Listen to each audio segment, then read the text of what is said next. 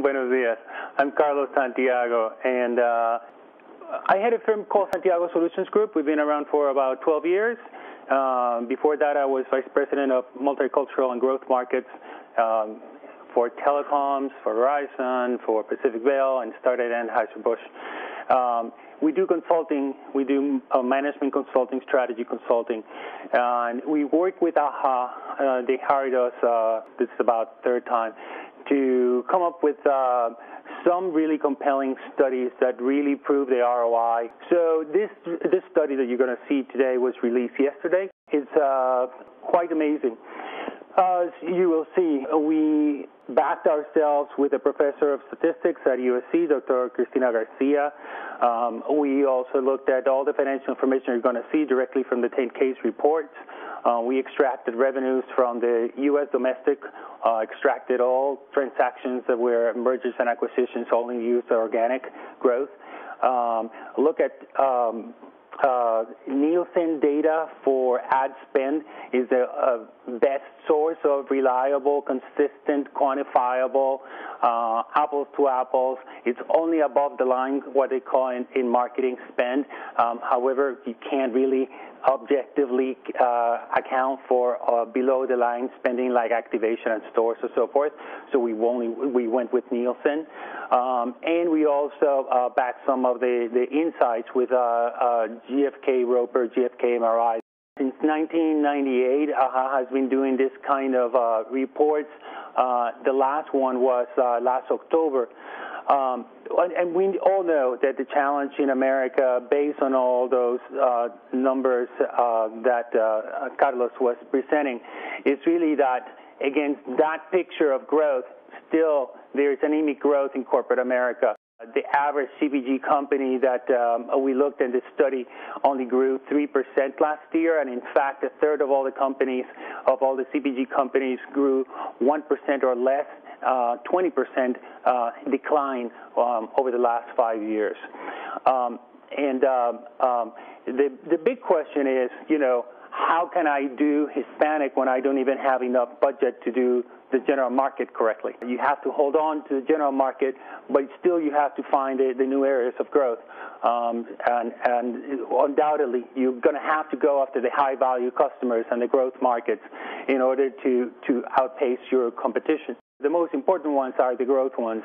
Hispanics accounted for almost 56% of the total growth of the U.S. population between the years of 2000 and 2010. That is not slowing down even with the border control that we have placed in the last few years. And in fact, 74% of all new entrants into the labor force are Hispanics. So very, very, very immediate impact when you think about that. The Hispanic buying power is also, the growth is key because we are not growing, the Hispanic market is not growing just because the population is growing. Hispanic buying power is growing at twice the rate of the population growth, and it's also growing twice as rapidly at the rate, twice as fast as the non-Hispanic buying power in the U.S. The study set out to answer the questions of is there a significant difference in the revenue growth attained by CPG companies which designate higher focus and resources to the Hispanic market than those that focus less resources? What distinguishes those companies that capture Hispanic growth versus those that underperform, and what do they do differently? And we set out to study this statistically. We used the aggregate Hispanic allocation for those 5 years between 2006 and 2010 as an independent variable. And the Hispanic allocation is basically the share of the total ad spend marketing resources that a company is allocating, designating to the Hispanic media, whether it's Spanish, bilingual, or English Hispanic media. There's English magazines that targeting Hispanics. So it's more of a Hispanic-centric rather than Spanish-speaking.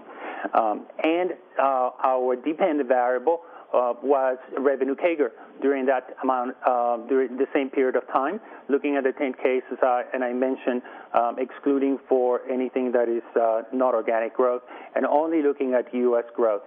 So in the final set, we had 40 companies. Colgate came out as an outlier, so 39 in the CPG sector. All these that you see here, they cross from food to beverage to spirits to retailers, drug chains, cosmetics, personal care, you name it. So let's go through the study findings really quick. These next two slides are really the key to the presentation. Definitely, there is a direct and positive relationship between CPGs, Hispanic allocation, and their top-line revenue growth. The players that allocated the most had a faster growth rate, and the correlation shows that the direction of the impact is in that in only that direction and not the other way around. So the higher the allocation growth, the higher the growth rate. The lower the allocation, the less they have. All these results are at over 95% level of confidence. On average, Hispanic allocation alone explains almost a third of CPGs' change variance in top-line revenue growth. So major impact. This is not a little impact to go after Hispanics. The ones that are doing are really, really probably getting more than that 35%. This is on average. Obviously, the other 65%, that includes reasons like brand awareness, equity, brand heritage from Latin America, new product development, management focus on other things, measurement tools, distribution, location of store, sales force, past performance, community position, organization structure. Obviously, they can overshadow the investment in Hispanic, but Hispanic allocation has a major impact on the success of sustainable growers in outpacing their peers. At that top 30 percentile, we see 7 companies that are doing it really, really remarkably well, both getting extremely high growth for their higher allocation. Coca-Cola, Ralcorp, Groupe Danone, Nestle, General Mills, Walgreens, and Walmart. And right below that, you see some that you would expect, but probably they are doing so many other things in that 65%, like P&G, that is really, really well with product innovation and looking for innovation that is very, very specific to Hispanics, that perhaps they don't have to allocate so much. So obviously there's a balance there. You also see Target right in that class, Kimberly-Clark, Unilever, CVS, Tyson.